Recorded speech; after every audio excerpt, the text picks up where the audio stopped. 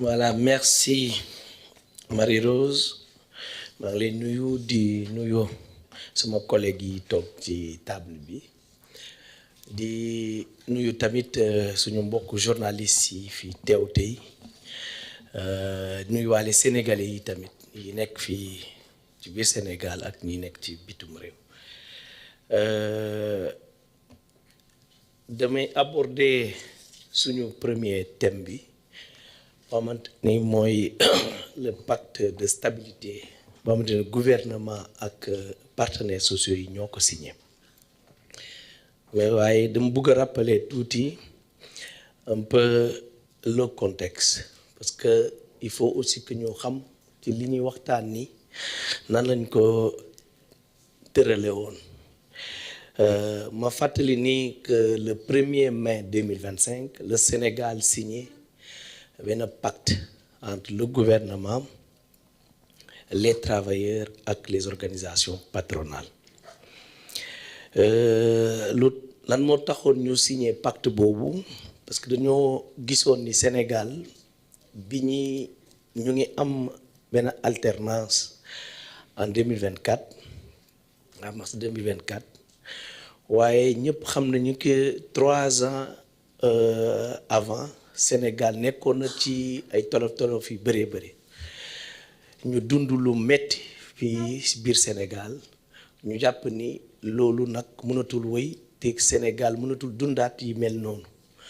moo tax dans la recherche vraiment de consensus Premier ministre proposé wu ñu woon ñu liggéey ak travailleurs yi xool nu ñuy def ba tënk loo xamante ni ñun ñëpp dinañu mën a d'accord ba xam ni ñu joxante loxo pour que Sénégal bañ a dundaat li ñuy dundoon ci ñetti at yi weesu woon looloo taxoon ñun ak ñoom yëpp parce que du loo xamante ni tamit gouvernement moo ci liggéey ñëw jébal ko travailleurs yi wala organisation patronale yi ñun ñëpp parce que il faut me rappeler démarche bi ñu amoon dañuy woowoon ñëpp woo travailleurs yi woo patronat bi nag ñun ñëpp ñu toog de façon vraiment participative xool nu ñuy def ba toog loo xamante ni ñun ñëpp dañ ciy tënku moo taxoon ñu amoon une démarche vraiment participative mu nekk loo xamante ni tamit du contrat bu simple contrat bi ñuy am xam nga yeneen accord di nga ko am te man ma bind ko ñëpp xam ko boo demee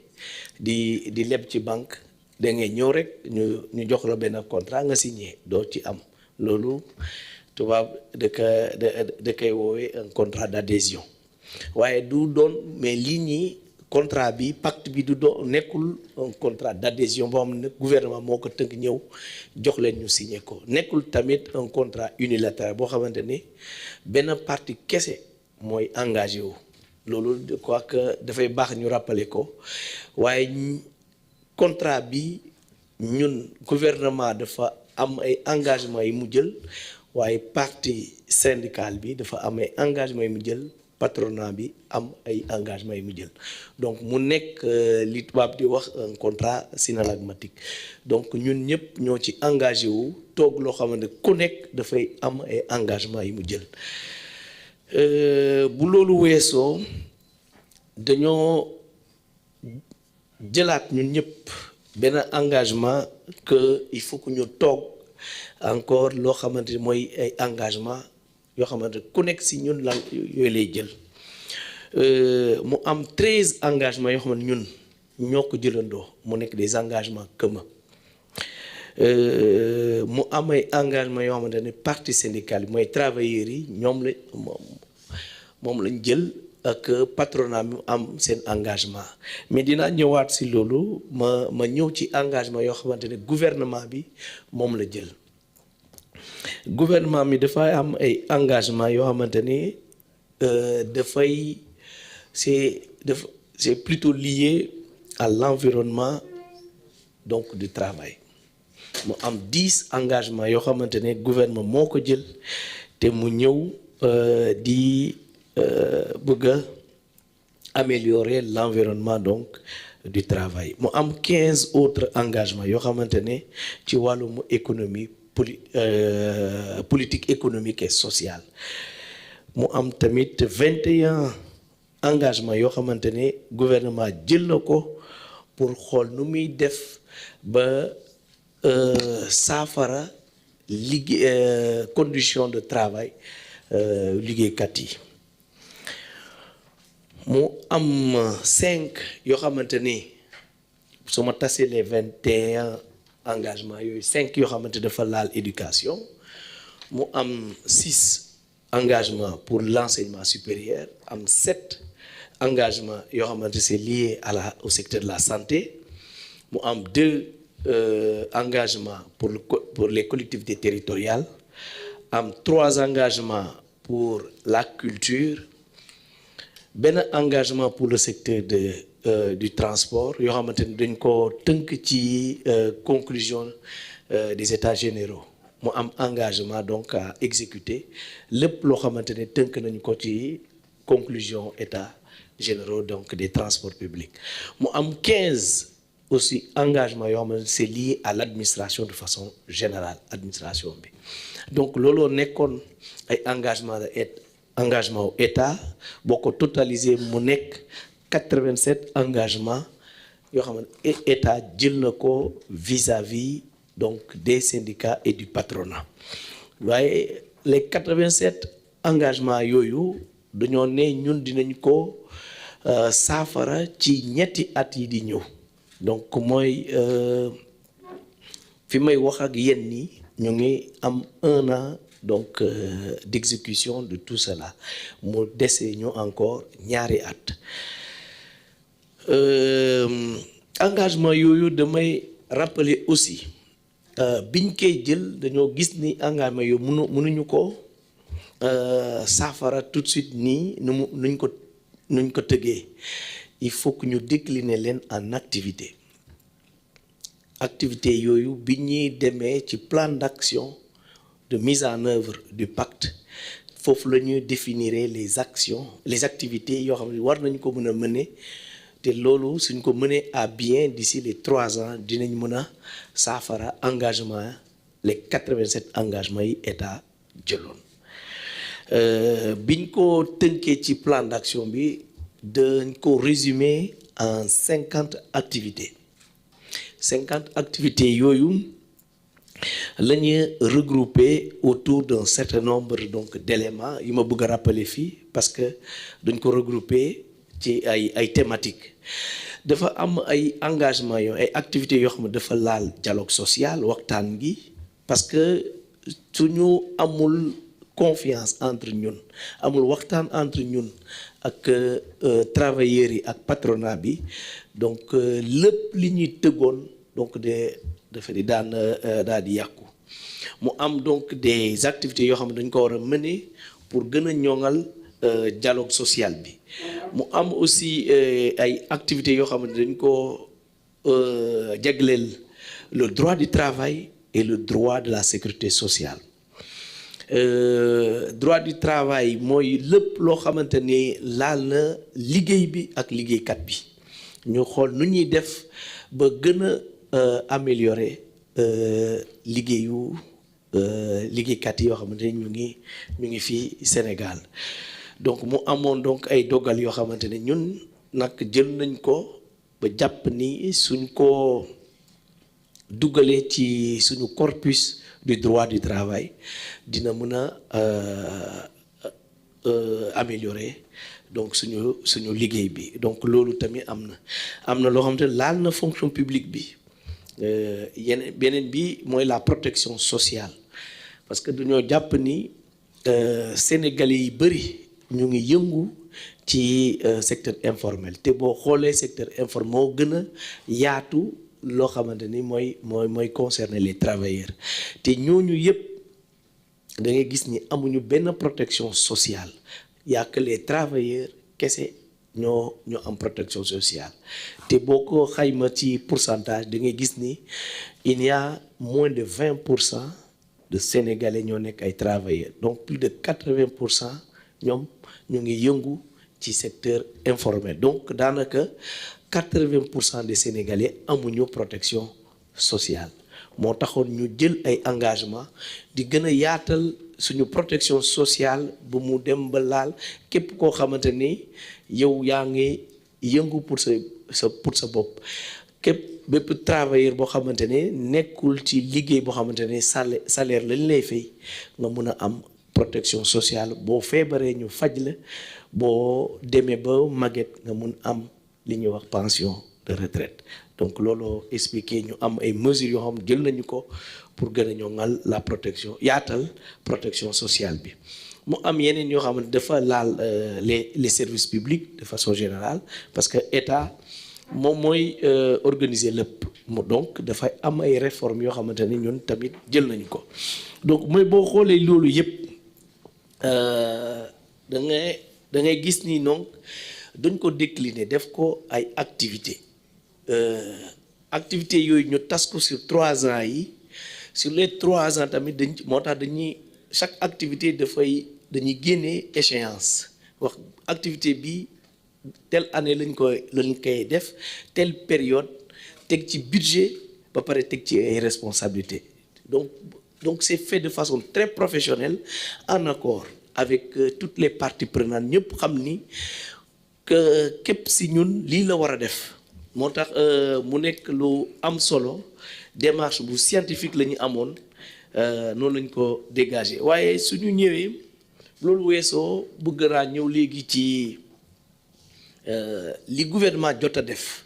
parce que dama bëggoon a camper sujet ñu xam nan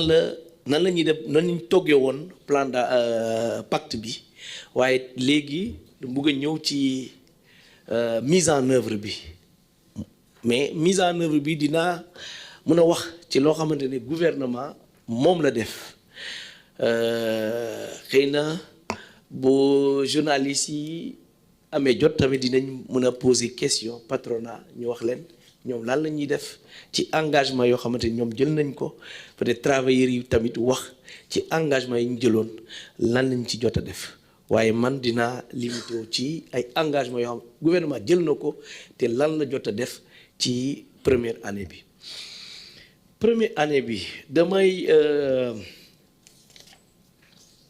damay tas lépp ci 10 secteurs sur le plan institutionnel et du dialogue social waxoon naa ko sànq dafa am li ñu waxoon il faut que ñu mettre ko en place il faut que cadre bi am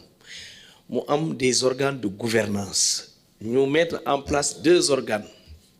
am na organe de pilotage boo xam ne premier ministre moo ko jiite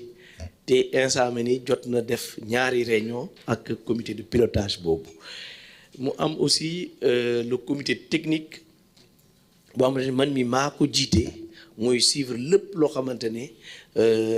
ku nekk si ñun selon les niveaux de responsabilité li nga nekk di def mu am également des comités du dialogue social yoo xamante ne dañoo fas yéene installé leen ci ministères yi yëpp ci structure d'état yi agence yi ba ci entreprise yi liggéey boobu ñu confier ko au conseil du dialogue social mu nekk nag di ko dérouler actuellement instant mi jot na installé d'ailleurs comité de dialogue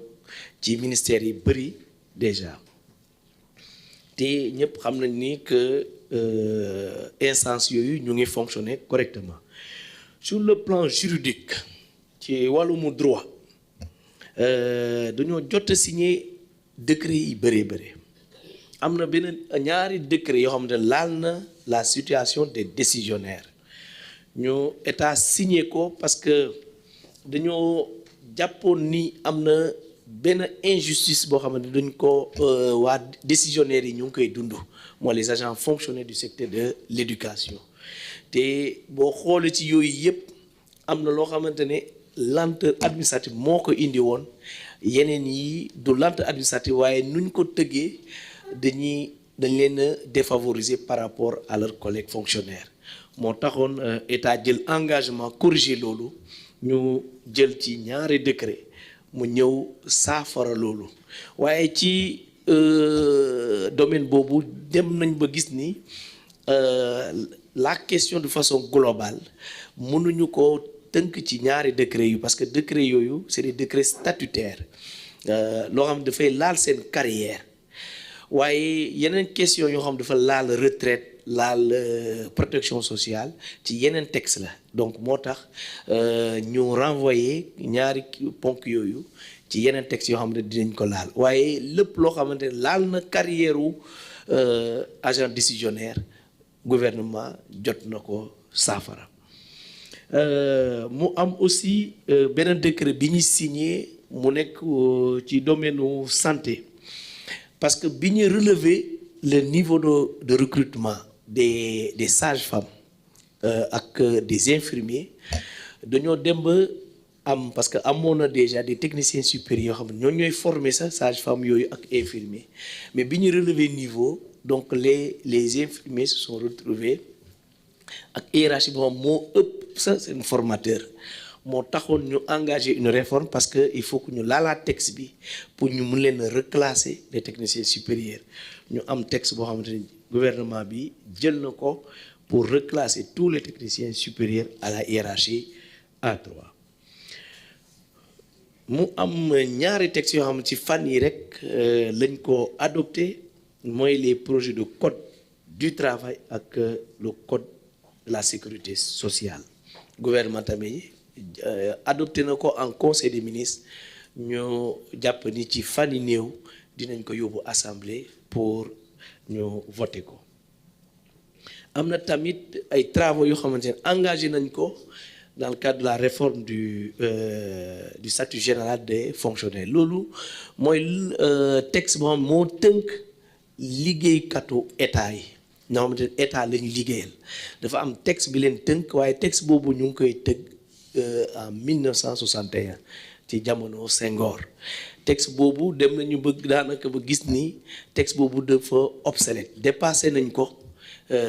et méngoowul ak li am tey moo tax ñu engagé une réforme profonde waaye texte bu yaatu la ñu ngi ci jot nañu am déjà l'avant-projet mais liggéey bi pareegul ñu ngi ci ñu am benn texte tamit te code d'éthique et déontologie code boobu tamit ñu jàpp ni dafay dugg ci corpus bi dafa am li manqué pour ñun ci li tënk les fonctionnaires de l'État mooy liggéeykatu état yi parce que gis nañ ne dañ leen a dañuy jël ay dogal yoo xamante dafa laal seen carrière waaye fonctionnaire du compétence technique kese la war a wone waaye dafa am ay valeurs yoo xamante ni da ko war a incarner donc ñu jàpp ni dafa war a am un texte bi ñëw compléter texte boo xam ne dafa tënk ay carrière wu fonctionnaire bi moo tax ñu jël benn code d'éthique et de déontologie code boobu tamit pare nañ ci ba mu ngi au niveau du EGG peut-être que ci semaine ou weer yi di ñëw dinañ ko adopté ci wàllum conditions de travail de façon générale mu am yu bëri yi ñuy def ñëpp gisoon nañ ni il faut que ñu organiser liggéeykatu bon yi ñi nekk ci kër yi ñu ne liñ leen di fay dafa néew doole trop ba ñu yokk ko ñu jël benn texte sama prédécesseur bi fi nekkoon mooy Abass Fall amoon texte bi mu signé pour yokk salaire u bon yi ci kër yi mu am tamit ñiy liggéey ci mbéy mi ak lépp ñi nekk ci li ñuy wax secteur primaire loolu tamit ñu jël benn texte pour yokk seen salaire yi am tamit loo xamante ne def nañ ko te travailleurs yi yàgg di ko xeex ñiy liggéey ci hôtel yi bar yi ak restaurant yi parce que ñoom seen liggéey du liggéey boo xam ne da ngay liggéey de façon continue comme yeneen liggéeykat yi da ngay am yeneen période da ngay flotter yeneen jour yoo xamante ni doo liggéey du am rush peut-être en début de semaine xëy na ci week-end ngay gën a am liggéey donc ñu joxoon leen ay horaires yoo xamante dafa dépasser yeneen travailleurs yi parce que ñëpp xam nañu la réglementation dafa ne 40 heures ngay liggéey à raison de 8 heures par jour boo ko defee dafa def 40 heures ci semaine waaye ñoom dañ leen a tënkoon ci 56 heures parce que dañuy jàpp ni ñoom seen liggéey du liggéey boo xam ne dañ koy def de façon continue day am ay période de flottement ñoom tamit ñu kaas ko ba tey jii ñu jël benn texte tamit supprimer loolu ñu les travailleurs donc désormais képp kuy liggéey ci hôtel ci bar ci restaurant dafay am même horaire que yeneen liggéeykat yi ci protection sociale bi ñu am liggéey bi ñu door ci ministère en charge du travail parce que dañoo gis ni retraite bi il faut que ñu waxtaanee ko aussi ñu bëri ñeneen ñu ngi laaj ñu yokk âge de départ à la retraite ñeneen ñu ngi laaj leneen institut de façon optionnelle ça dépend mais ñu jàpp ni loolu du gouvernement kese moo ko mën a décréter il faut que ñu toogaat ak liggéeykat yi ak patronat bi tamit parce que dañuy mu ñu fàtte ni état des employés waaye tamit patronat c'est un grand employeur donc ñun ñëpp question boobu il faut que ñun ñëpp ñu toog waxtaanee ko ñu am benn feuille de route bi ñu dégager confier des responsabilités à plusieurs entités moo am également benn projet boo xamante ne jël nañ ko pour yaatal couverture aux petits contribuables même jaaykatu caaf bi kiy jaay beñe bi ak leneen moom mun a am une protection sociale loolu tamit jël nañu ko mooy li ñuy wax le régime simplifié pour les petits contribuables mu am benn mutuelle bi ñu créé tamit pour que bépp artisan mu mun am une prise en charge sanitaire mutuelle boobu créé nañu ko mu ngi fonctionner déjà te jot nañu am plusieurs adhérents actuellement mu am tamit ay licenciements yoo xamante ne amoon nañ ko bi ñuy doog a egsi mu am ay réunions yi ñuy def ak travailleurs yi ñu xool discuter ak les structures yoo xamante ne structure état yoo xamante ñoom ñoo defoon licenciement yooyu mooy nekkoon port la Dakar Dem Dikk caisse de sécurité caisse de consignation de dépôt et de consignation fonds JIP donc yooyu yëpp la woon ñu toog discuter ak ñoom ak travailleurs yi de façon vraiment participative ñoom tamit ñu jël ay engagement pour di leen réintégrer progressivement au fur et à mesure de leurs besoins loolu gis nañu ko au niveau du port ils ont réintégré 40 travailleurs au niveau de Dakar Dem Dikk jël na 241 prestataires signé leen ay CDI ay contrat donc à durée indéterminée ak 9 yoo xamante ne ci réintégration la mu am au niveau du ministère en charge des mines 8 travailleurs yoo xamante ne dañu leen réintégré ci li ñu licencié woon CDC mu am 37 yoo xamante ne dañ leen signé un protocole de départ négocié am na aussi yooyu au niveau de Sen'Eau du Grand Moulin de Dakar au port autonome donc am na mënuma citer lépp comme temps bi bëriwul mais am na également yeneen engagement yoo xam état jël na ko te jot na ko saafara nii mooy la digitalisation progressive des procédures parce que dañoo gis ni tey jii liggéey bi dafa yéex te lu lan moo tax mu yéex parce que ñun il faut aussi que ñu mettre à profit xarala yi bees yi moo taxoon ñu jël ay engagement que bépp procédure état dinañ ko digitaliser te loolu def nañ ko ñu ngi digitaliser presque toutes les procédures au niveau de la fonction publique procédures yi yëpp la ñu digitaliser ba pare ñu engagé benn liggéey bu mag ak le ministère en charge du numérique amee mettre nañ en place une plateforme e-Sénégal boo xamante ne dinañ regrouper toutes les plateformes digitales des ministères def une seule porte d'entrée loolu dafay gën a yombalal entrée pour les citoyens sénégalais comme ça ku ñëw doo toog di réer doo xam fan nga war a duggee. mu am aussi loo xam ne il faut que ma wax ko fii recrutement yoo xam ne état da ko décider ko ci secteur éducation secteur la santé ak yeneen secteur moo tax daaw en 2025 Sénégal recruté au-delà parce que am na ay recrutement yoo école yi ñoo koy def école de formation yi yooyu mu ngi am waaye état ñëw ne malgré tout cela damay def benn recrutement spécial mu recruter ci 2000 enseignants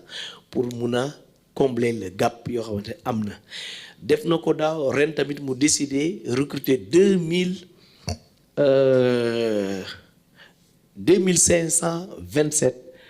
enseignants également pour ñu mun a combler le gap def nañ ko ak santé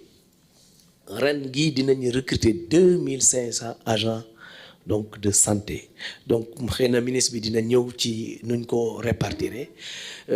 mais am na benn recrutement bi ñoom commencé na ñëw di tëgg les modalités de recrutement ak le directeur de la fonction publique moo xamante ne moom mooy le président de la commission de recrutement de l'État mu am tamit 500 yoo xamante ne recruter nañ ko au niveau de l'enseignement supérieur 500 professeurs mu ci wàllum économie ak gouvernance budgétaire il faut que ma taxaw ci tamit parce que am na engagement yoo xamante ni état jël na ko pour des questions de transparence comme li ngay commencé di def nii tey tamit ñu état jëloon ay engagement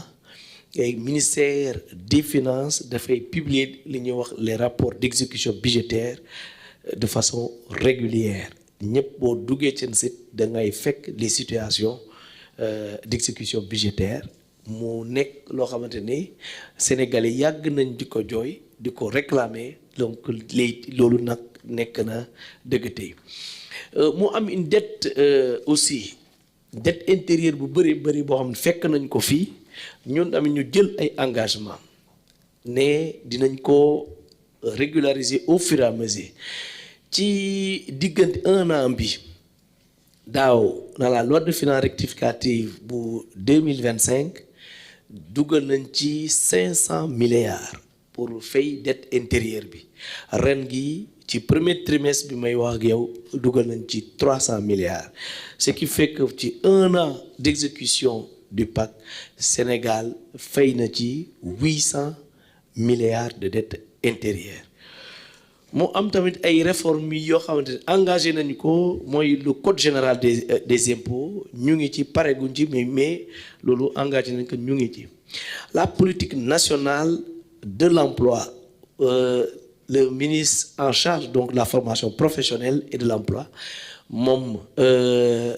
ci je crois que amagul sax 2 semaines la adopté cette politique nationale de l'emploi donc boobu féete na boor mu am tamit loo xamante ne état def na ko mooy dafa généraliser l'indemnité de logement à tous les fonctionnaires de l'État loolu tamit mu nekk une revendication phare yoo xamante ne travailleurs yi posé nañ ko puisque ñeneen ñi am nañu indemnité de logement alors que desoon na encore quoi 16 000 agents de l'État yoo xam ne amuñu woon indemnité de logement mais fi may wax ak yéen nii état da ko généraliser à tous les fonctionnaires et agents non fonctionnaires de l'État ñëpp di ko am ci santé parce que jëloon nañu engagement boo xamante ni tamit jël nañ ko par rapport à certains contractuels loolu tamit ministère en charge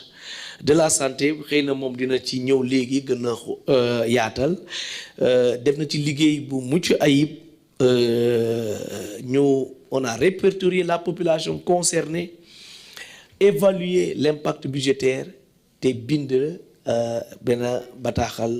au ministre en charge donc des finances moom pour mu mun ko saafara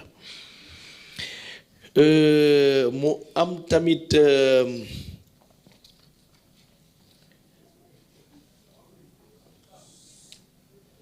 la réforme avec la justice dama ko fàtte woon te foofu la ñu commencé woon daaw mu am benn accord bi ñu signé puisque ñoom tamit benn réforme bi ñu indi au niveau donc de l'école de la magistrature fi ñuy former greffier yi dañoo relever le niveau de recrutement dañ leen daan recruter ak bac waaye léegi ak licence lañ leen di recruter ce qui fait que plus 2 ans de formation dañuy nekk bac plus 5 donc ñoom donc mu am ci biir greffier yi ay greffier yoo xam ne bac plus 5 la am ay greffier yi nekk bac plus 2 ñu gis ni mënuñu am même corps ay ñaari agent yoo xam ne ni bokkuñu hiérarchie te ñu leen di woowee ñoom ñëpp ay greffier loolu mu indi ñu woon ñu engagé des réformes yoo xamante ne dinañ jël ñoo xamante ne ñu ngi hiérarchie B2 yóbbu leen hiérarchie A2 comme ça ñoom ñëpp ñoo tolloo donc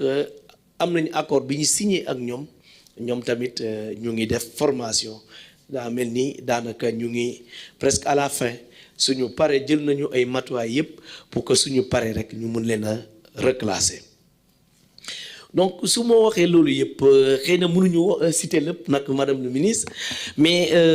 voilà de façon ramassée laa bëgg a joxe ay réalisation yoo xamante ne état jot na ko def ci l'an 1 yi mu nekk loo xamante ne ay engagement phare la woon parce que boo jëlee chaque secteur da ngay fekk problème boo xamante ne problème bu jàmp boo demoon ci secteur de l'éducation c'était la question des décisionnaires moo nekkoon loo xamante ne ñëpp di ko joytu di neewoon c'était vraiment l'engagement phare de l'État dans le secteur de la santé mu nekkoon le reclassement des techniciens supérieurs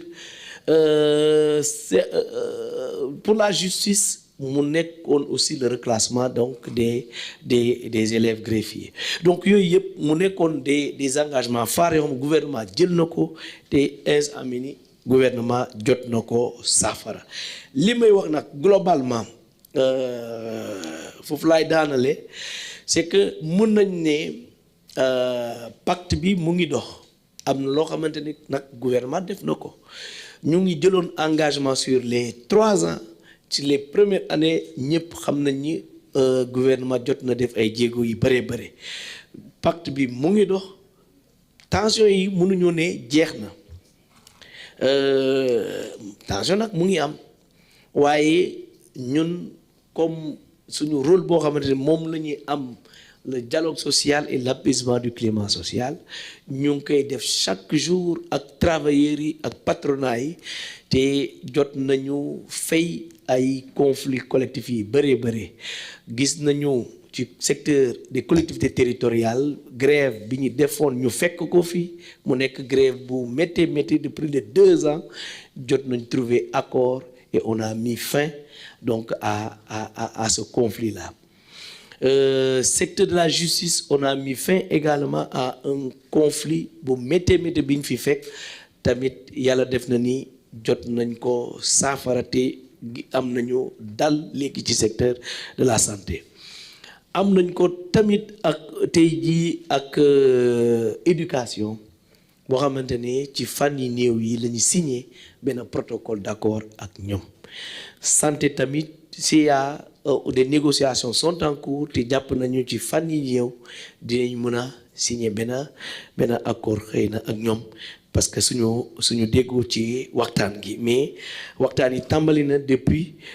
fort longtemps donc mun nañ ne ñu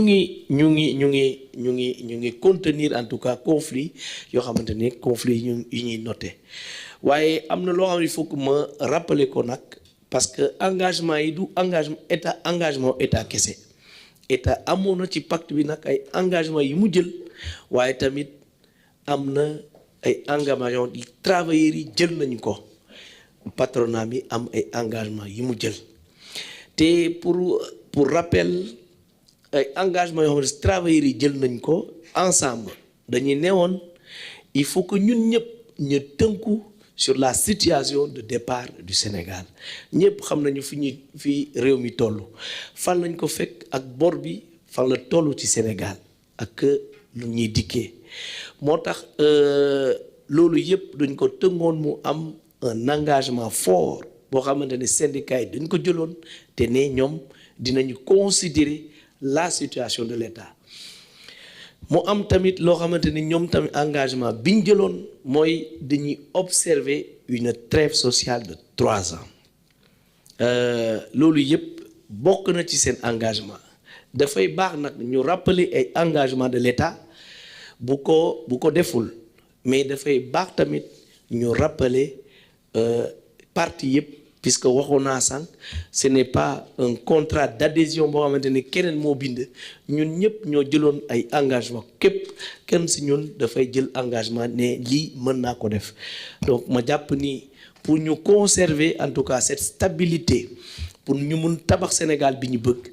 ñun ñëpp dañoo war a tënku ci ay engagement yoo xam ne ñun ñëpp jël nañ ko loolu laa bëggoon a wax di tendre la main encore à tout le monde pour ñuy waxtaan je crois que ci diisoo lañ mën a régler faj ay problèmes au Sénégal merci maa ngi gërëm ñëpp. jërëjëf monsieur le ministre Olivier Boucal, ministre de la fonction publique, du travail et de la réforme.